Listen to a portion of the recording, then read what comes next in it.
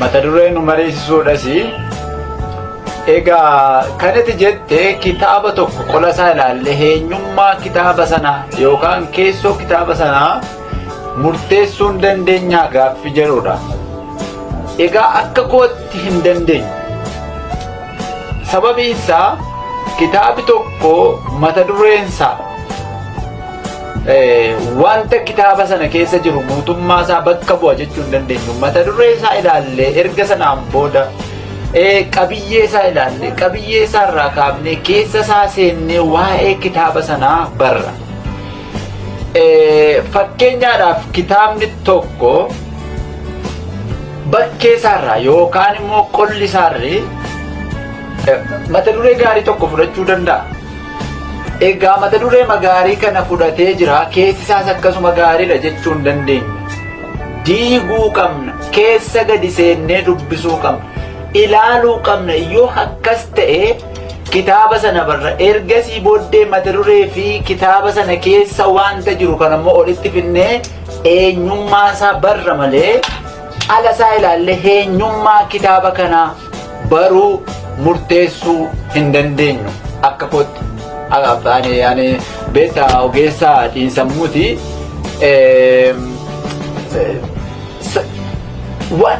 Sababaa fi wanti jiru wal bira qabuudhaan ilaaluu qabna, baruu qabna. Fakkeenyaaf siin kaasa amma namni tokko hirruma isaan kokkolfee waa haasa'ee sababii inni kokkolfeef keessi isaas gaariidha jechuu hin dandeenyu. Eenyu namichi sun wajjin jiraachuu qabna.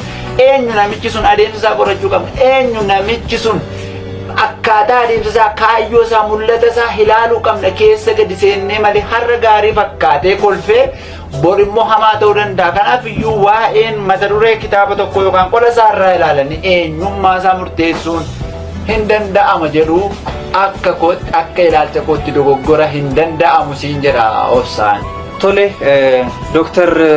Gammadaanoo kanarratti maal jettu sin? Ulfaadhu obsa yaada keessummaan keenya kaasan kun totally wrong. Totally wrong. Jalqabuma yeroo jalqaban hin dandeenyu jedhanii jalqabanii ogeessa xiinsammuu erga ta'anii negative word miidhaan ni fidu akkamitti hubachuu dadhabanii. Maal jedhu Faransaayonni yeroo wajjin jiraannu asiiti bonjour bonjour bonjour bonjour jalqabni kee yoo badee dhumi kee tasayyuu sirratu jedhu ergaa cimaa qabu. Anammatuun jalqaba baayoloojiin baranne ta'e ittaansee keemistiriin baranne, ittaansee fiiziksiin baranne, ittaansee kunoo as hin taa'u. Jalqabni murteessaadha. Kaveriin qolli kitaabaa baay'ee murteessaadha. Qolli bunaa maali? Buna. Qolli xaafii maali? Xaafiidha. Qolli shaayii maali? Shaayiidha. Qolli boqqolloo maali? Qola. Qola hundumtu. Qolli barbaachisaa. Ofirraa qolachuu. Qorqalbii. Qola kun hundumtuu qola irraa adda baanee jiraachuu hin dandeenyu. Qola isaa ilaallee kitaaba tokko inuma murteessina. Qolli isaa baayoloojiidha taanaan keessi isaa baayoloojii. Qolli isaa keemistiriidha taanaan keessi isaa kaalseemii. Qolli isaa fiiziksiidha taanaan keessi isaa distaansii, dispileesmentii.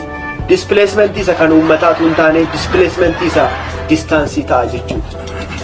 Kanumaan qaba. Yaadi keessan garuu totally wrong. Isa jedhu ilaalan xumuruu barbaada.